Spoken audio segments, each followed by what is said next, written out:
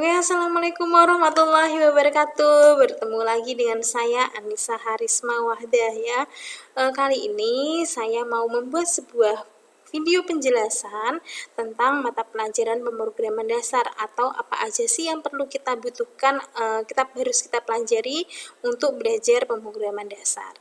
Nah, pemrograman dasar ini adalah salah satu mata pelajaran dasar kompetensi keahlian yang ada di sekolah menengah kejuruan, tepatnya pada kompetensi keahlian teknologi informasi dan komunikasi.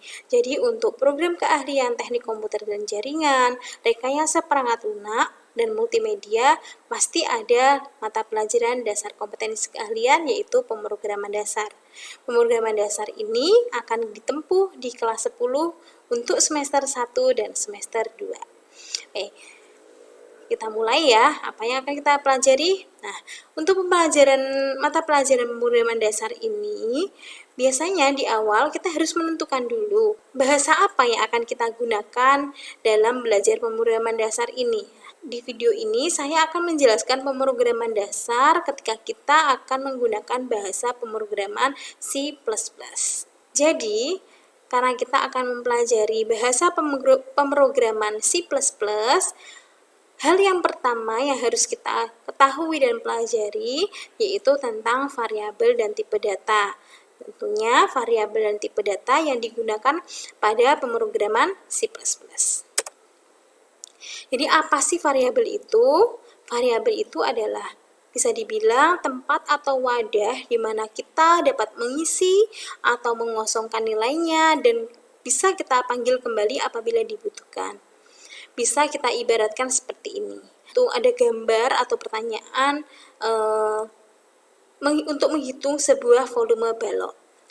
Tentunya dalam balok itu apa aja sih yang kita butuhkan untuk menghitung volume? Iya, yang kita butuhkan dalam menghitung volume balok adalah panjang, lebar, tinggi, dan apa yang akan kita cari yaitu volume. Jadi, apa yang bisa kita jadikan variabel? Jadi panjang, lebar, tinggi, dan volume dari balok itu bisa kita jadikan variabel dalam memanggil atau yang akan kita isi, yang akan kita kosongkan atau kita panggil. Itu adalah variabel. Dan setiap variabel akan mempunyai nama atau identifier dan nilai. Jadi ketika kita membuat sebuah variabel, variabel panjang bisa kita beri nama panjang atau P, itu bisa kita beri nama atau identifier. Dan kemudian sebuah variabel itu biasanya mempunyai nilai. Tentunya kalau kita menghitung volume, pasti volumenya panjangnya berapa, lebarnya berapa, dan tingginya berapa. Itu adalah nilai dari variabel tersebut. Namun untuk membuat sebuah nama variabel itu tidak boleh asal atau tidak boleh mengarang gitu ya. Jadi untuk membuat nama variabel atau penamaan variabel itu ada aturan-aturannya. Yang pertama, nama variabel harus diawali dengan huruf. Jadi contohnya tadi panjang, otomatis diawali dengan huruf P ya kan, panjang. Jadi tidak boleh diawali dengan yang lainnya. Aturan yang kedua yaitu tidak boleh menggunakan spasi pada satu nama variabel. Spasi jika diharuskan untuk ada jedanya, spasi bisa diganti dengan karakter underscore atau garis bawah seperti itu. Nama variabel tidak boleh mengandung karakter-karakter khusus seperti titik, dua, titik, koma, tanda plus, koma, titik, bintang, kemudian garis miring, lebih kecil, lebih besar, dan atau koma sendiri. Kemudian nama variabel tidak boleh menggunakan kata-kata kunci yang ada di bahasa pemrograman yang kita gunakan. Kemudian yang selanjutnya, tidak boleh diawali dengan angka. Jika nama variabel ini menggunakan angka yang mengharuskan untuk ada angkanya, maka di awal angka sebelum angka itu kita berikan tanda underscore. Kemudian penggunaan huruf besar dan kecil berpengaruh pada pemberian nama variabel atau case sensitive. Di sini ada dua contoh, yaitu contoh benar dan contoh salah. Contoh yang benar di sini ada nama ya kan? Karena kenapa ini benar? Karena di awalnya ini sudah diawali dengan huruf, tidak ada spasi karena hanya terdiri dari satu kata, kemudian tidak terdapat karakter-karakter khusus seperti plus, min, titik koma bagi atau operator yang lainnya atau tanda baca lainnya. Kemudian nama itu bukan dari kata kunci bahasa pemrograman. Kemudian karena tidak diawali dengan angka, dia juga tidak diawali dengan underscore. Kemudian huruf yang digunakan huruf kecil semua. Kemudian yang kedua adalah nama lengkap. Di sini terdiri dari dua kata. Kenapa ini adalah contoh yang benar? Karena ini ada jedanya, dia tidak menggunakan spasi tetapi menggunakan underscore. Dan tidak terdapat karakter-karakter khusus. Nama lengkap juga tidak merupakan kata kunci dari sebuah bahasa pemrograman. Kemudian contoh yang ketiga di sini ada nama lengkap.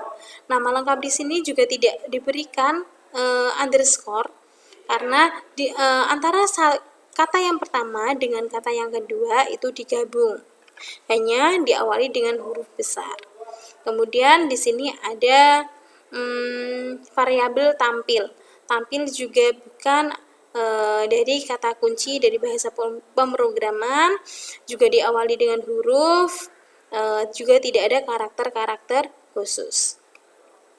Di sini juga ada contoh salah atau contoh pemberian nama variabel yang salah, yaitu di sini ada 3 nama. 3 nama di sini kenapa salah? Karena diawali dengan angka. Padahal di aturan penamaan variabel itu harus diawali dengan huruf. Karena di sini ada angkanya, maka penamaan variabel 3 nama ini adalah contoh penamaan variabel yang salah. Kemudian yang kedua, di sini ada nama variabel nama spasi lengkap. Kenapa salah? Karena di sini ada spasi untuk memisahkan dari kata pertama ke kata yang kedua.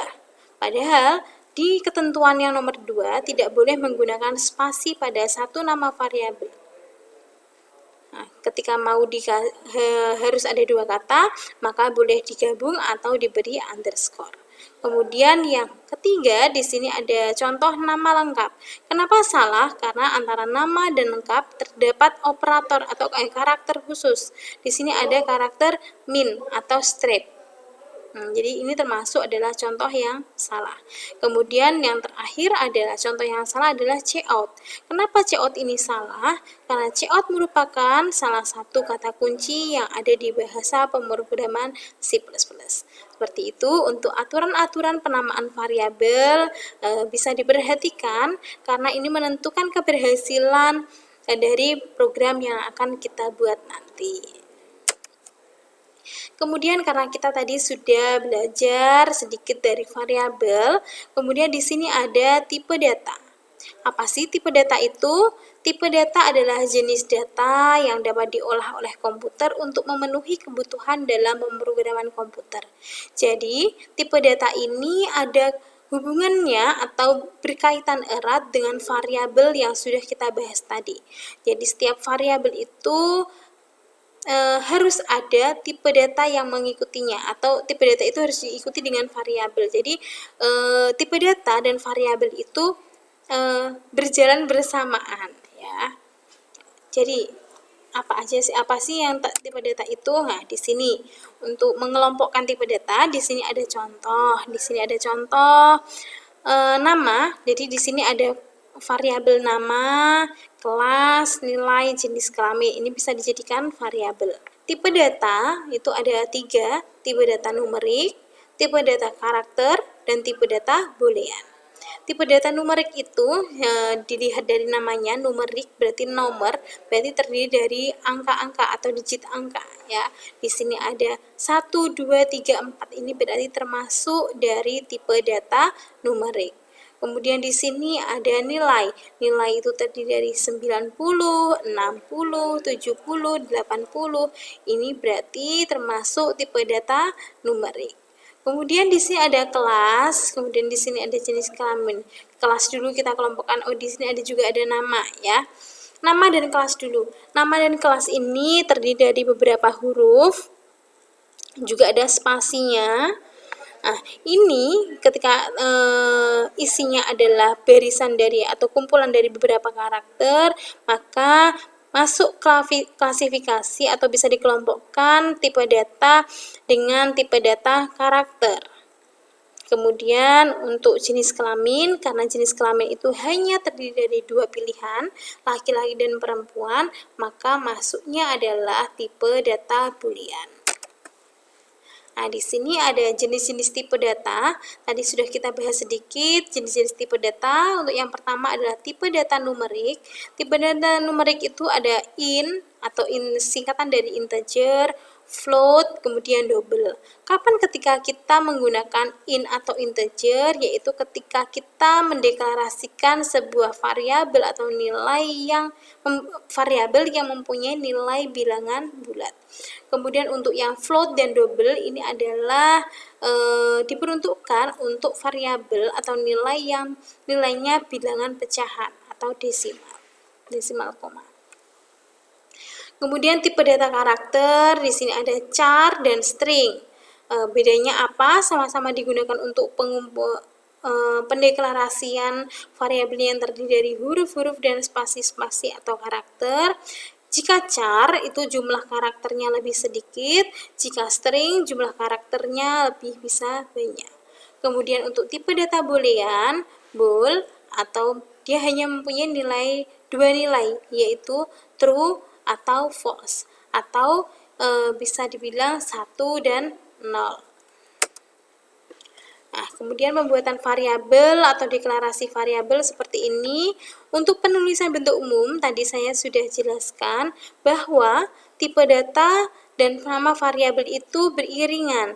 Jadi sebelum variabel itu harus diketahui tipe datanya.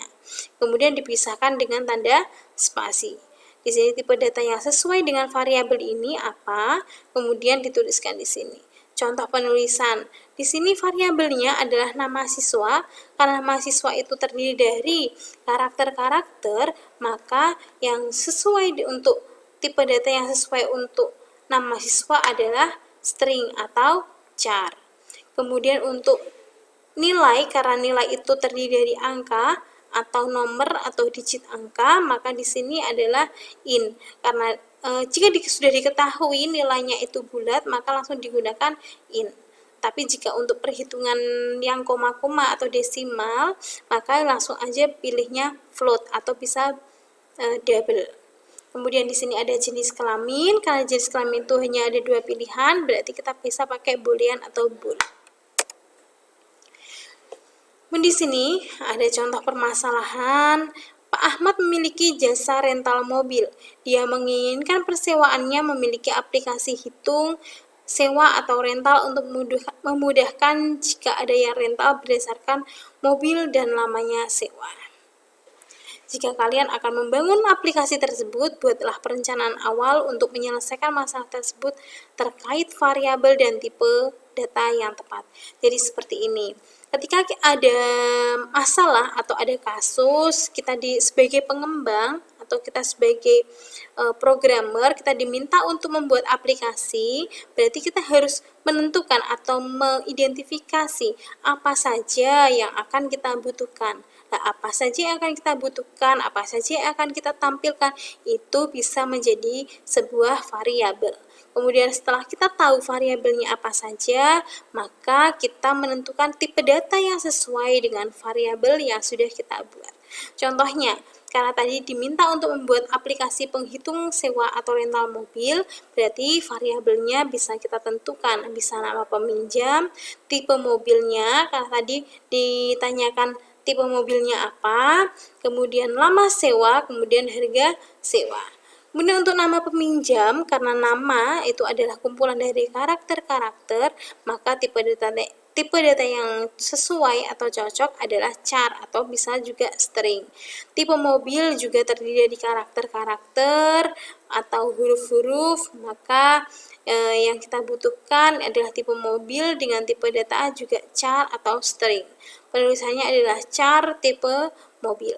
Kemudian untuk lama sewa Lama sewa ini adalah rentang waktu ketika kita menyewa mobil. Jadi rentang waktu bisa dicari dengan menggunakan selisih datang, tiba, dan pada saat pengambilan pertama. Jadi karena selisih perlu penghitungan, maka tipe data yang sesuai untuk lama sewa adalah integer atau int. Untuk penulisannya disesuaikan, yaitu int tipe datanya spasi kemudian nama variabel yang sudah dibuat, kemudian diakhiri dengan tanda titik koma. Jika sudah ditentukan berapa nilainya untuk variabel tersebut, maka langsung diikuti dengan nilainya sama dengan berapa. Kemudian yang terakhir adalah harga sewa. Harga sewa adalah nama variabelnya, berarti harga antara harga dan sewa tidak perlu ada spasi. Jika perlu digunakan spasi jeda, maka bisa menggunakan underscore atau langsung digabung saja dengan memberikan huruf besar di awal kata. Kemudian tipe datanya adalah integer karena harga merupakan nominal atau yang perlu kita hitung. Kemudian untuk sintak penulisannya adalah int harga sewa. Oke, teman-teman masih semangat ya. Oke, selanjutnya karena kita sudah mempelajari variabel dan tipe data tadi, kemudian untuk membuat sebuah program tentunya kita membutuhkan beberapa operator. Yang akan saya bahas di sini adalah tentang operator aritmatika yang bisa kita gunakan pada pemrograman C++. Kita jelaskan dulu tentang pengertian operan dan operator. Ternyata mereka mempunyai perbedaan definisi. Untuk operan adalah nilai asal yang dipakai dalam sebuah proses operasi. Sedangkan untuk operator adalah sebuah instruksi yang diberikan untuk mendapatkan hasil dari proses tersebut. Di sini ada contoh, ada sebuah operasi matematika, 10 dijumlahkan dengan angka 12. Yang disebut dengan operan itu adalah angkanya. 10 dan 12 ini adalah operannya, kemudian tanda di sini karena dijumlahkan maka plus ini adalah sebuah operator. Jadi operator itu adalah tanda yang digunakan untuk mengeksekusi, kemudian angkanya adalah disebut operan.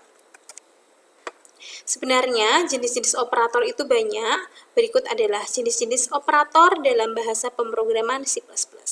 Yang pertama adalah operator aritmatika, yang kedua adalah operator increment dan decrement, kemudian operator perbandingan atau relasional, kemudian operator logika atau boolean, dan operator bitwise, dan operator assignment.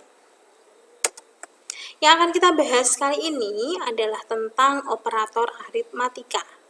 Operator aritmatika adalah operator yang biasa kita temukan untuk operasi matematika. Di sini aritmatika sendiri merupakan cabang ilmu matematika yang membahas perhitungan sederhana, seperti kali, bagi, tambah, dan kurang. Jadi untuk dasar-dasar operasi matematika seperti jumlah, penjumlahan, pengurangan, perkalian, dan pembagian adalah adalah contoh-contoh operator aritmatika. Tetapi ada satu lagi operator yang bisa disebut operator aritmatika, yaitu adalah disebut operator modulo division atau operasi modulo division atau operator yang menggunakan tanda persen yang dipakai untuk mencari sisa hasil bagi. Ada satu lagi yaitu operator modulo division atau yang ditandai dengan tanda persen yang berfungsi untuk mencari sisa hasil bagi. Jadi di sini adalah tabel operator aritmatikanya. Sering kita lihat untuk operator tambah atau plus ini jelas digunakan untuk penambahan. Contohnya untuk ketika dituliskan dalam bahasa pemrograman A sama dengan 5 plus 2. Kemudian di sini ada tanda kurang digunakan untuk pengurangan. Cara penulisan dalam bahasa pemrogramannya A sama dengan 5 dikurangi 2 jika variabel yang ditanyakan adalah 5. Kemudian di sini adalah kali ditandai dengan tanda bintang berfungsi untuk perkalian. A sama dengan 5 bintang 2. Kemudian di sini ada bagi, ditandai dengan tanda garis miring. Ini digunakan untuk pembagian baik hasilnya real maupun pecahan. Contoh penulisannya adalah A sama dengan 5 garis miring 2. Kemudian present, di sini bukan untuk mencari presentase, tetapi digunakan untuk mencari sisa hasil bagi atau modulus. A sama dengan 5 mod 2. Di sini ada contoh kode program operator aritmatika dengan bahasa pemrograman C++. Di sini ada include usestream using namespace std, kemudian in main untuk pembuka pemrograman C++, kemudian di sini adalah tipe data yang digunakan adalah integer, kemudian variabelnya A, B, C, D, E, dan F. Kemudian di sini sudah deklarasikan jika A itu adalah sama dengan 8 ditambah 4, kemudian diakhiri dengan tanda titik koma, karena memang untuk bahasa pemrograman C++ itu setiap akhir pernyataan harus diakhiri dengan tanda titik koma. Kemudian untuk penggunaan operator min atau pengurangan, di sini adalah B sama dengan 9 kurangi 2, kemudian C sama dengan 2 dikali 3 atau 2 kali 3, kemudian D sama dengan 10 ditambah 3 dikurangi 7 dikali 4. Kemudian E itu sudah diberikan tanda kurung untuk memberikan prioritas mana yang akan diselesaikan terlebih dahulu. Kalau yang D bedanya tidak memberikan prioritas dari operasi tersebut, tetapi diselesaikan berdasarkan tingkatan operator tersebut. Kemudian F adalah langsung diberikan nilai min 79. Kemudian cout di sini digunakan untuk mencetak atau menampilkan hasil outputannya. Di sini cout isi variabel A berapa, nanti ditampilkan A yang sudah dideklarasikan di atas. Kemudian diakhiri dengan return 0 menandakan programnya sudah selesai, kemudian ditutup dengan tanda kurung tutup kurang.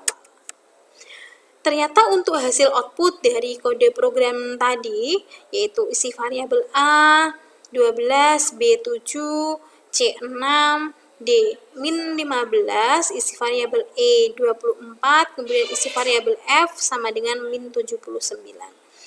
Untuk isi variabel D dan isi variabel E, walaupun angkanya berbeda, tetapi mereka mempunyai prioritasisasi sendiri-sendiri.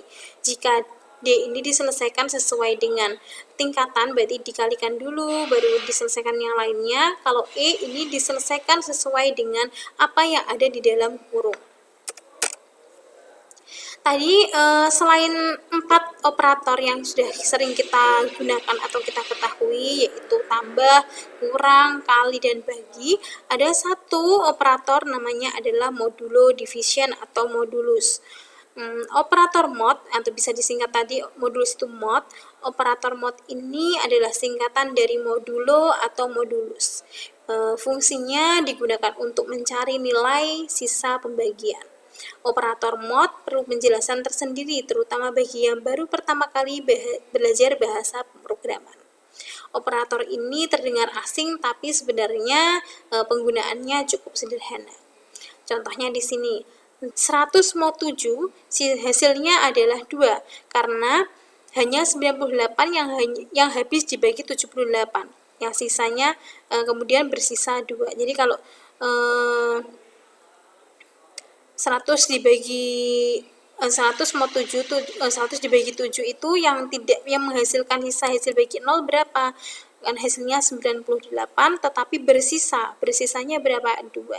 Biasanya yang paling sering digunakan untuk modulus ini atau mod ini digunakan untuk penentuan nilai atau angka bilangan ganjil dan genap.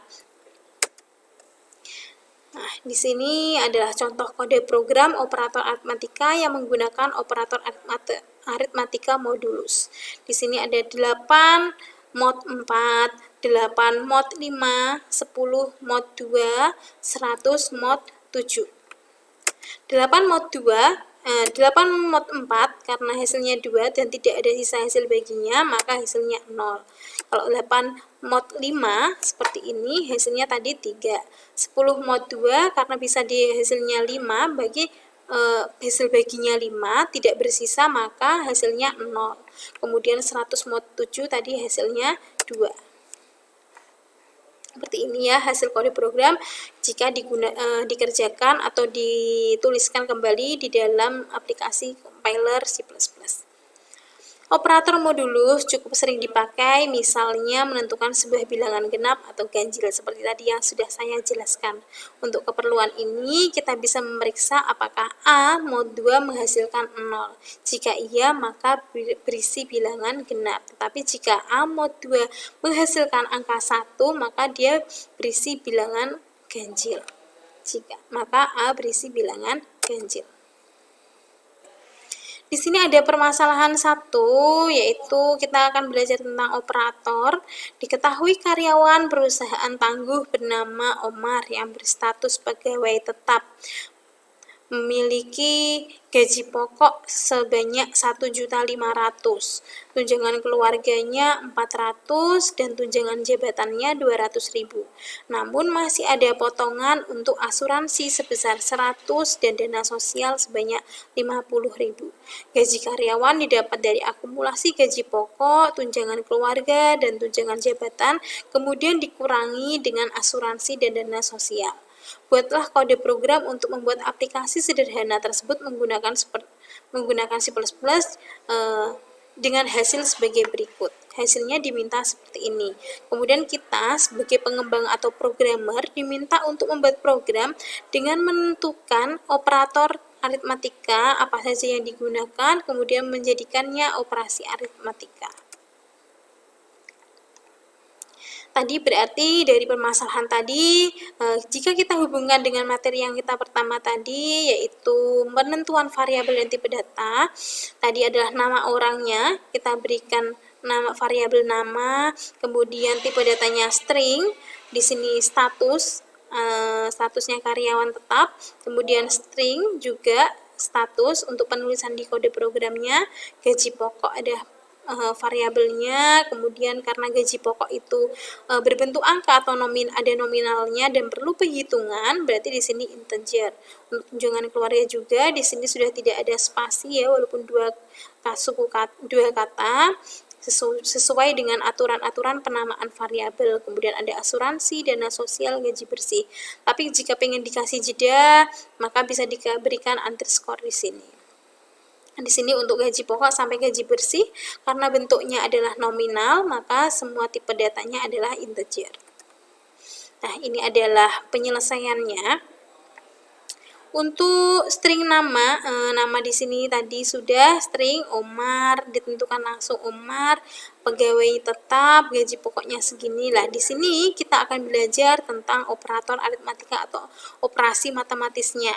Untuk menentukan gaji bersih, tadi adalah gaji pokok, ditambah tunjangan keluarga, ditambah tunjangan jabatan, kita tutup aja pakai kurung agar terlihat jelas prioritas yang akan dikerjakan oleh operasi tersebut. Kemudian dikurangi dari asuransi ditambah dana sosial. Di sini jika gaji pokok di sini dituliskan dengan huruf kecil, P-nya juga kecil, maka di sini harus juga kecil.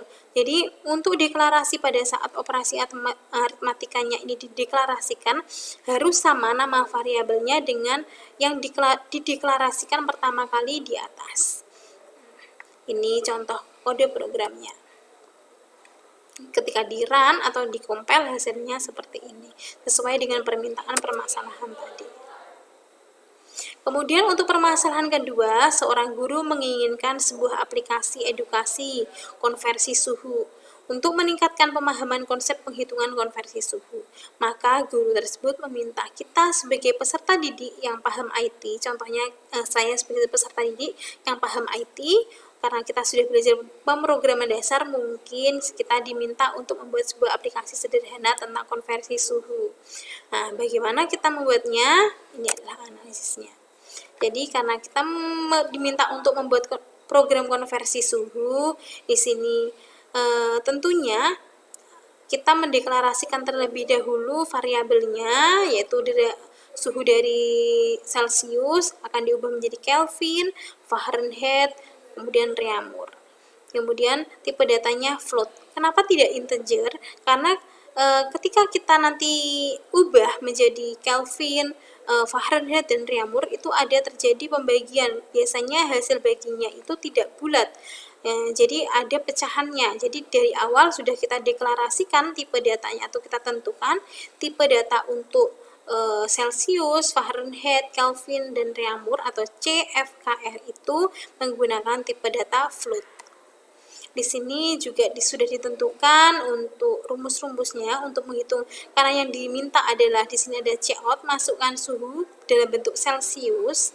Kemudian diminta menginputkan C-nya, C adalah Celsius ini sesuai dengan permintaan.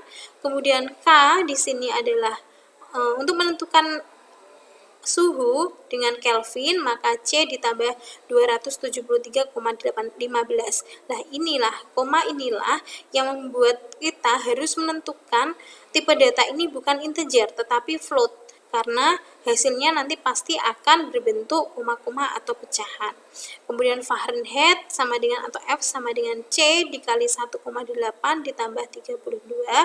Kemudian diberikan prioritas C-nya itu atau suhu Celsiusnya itu dikalikan dengan 1,8. Kemudian untuk Reaumur adalah suhu dalam Celsius dikalikan 0,8. Jadi untuk operator aritmatikanya digunakan pada saat penghitungan konversi suhu Kelvin, Fahrenheit, dan Reaumur. Kemudian hasil outputnya ketika kita masukkan suhu, contohnya kita masukkan suhu Celsius 37, hasil konversi suhu dari Celsius ke Kelvin, berarti tadi 37 ditambah 273,15 tadi. Kemudian untuk Fahrenheit tadi ada penghitungannya, Reaumur ada penghitungannya. Nah, ini adalah contoh-contoh permasalahan yang bisa kita selesaikan menggunakan operator aritmatika dan menentukan variabel dan tipe data yang sudah kita pelajari di awal.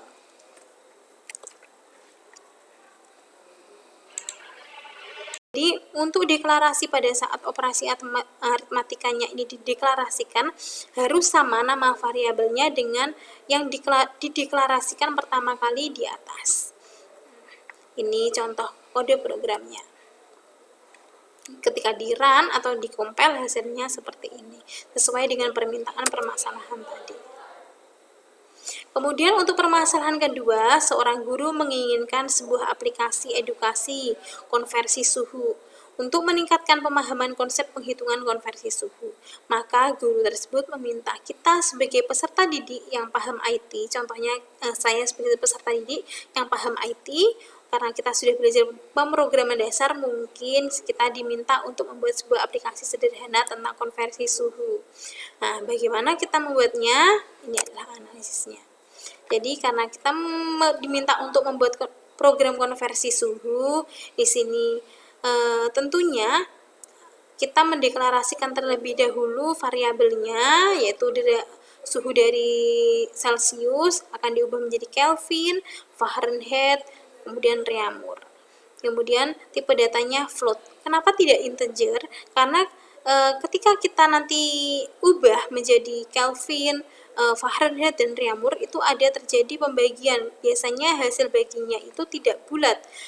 Jadi ada pecahannya. Jadi dari awal sudah kita deklarasikan tipe datanya atau kita tentukan tipe data untuk Celsius, Fahrenheit, Kelvin, dan Reaumur atau CFKR itu menggunakan tipe data float.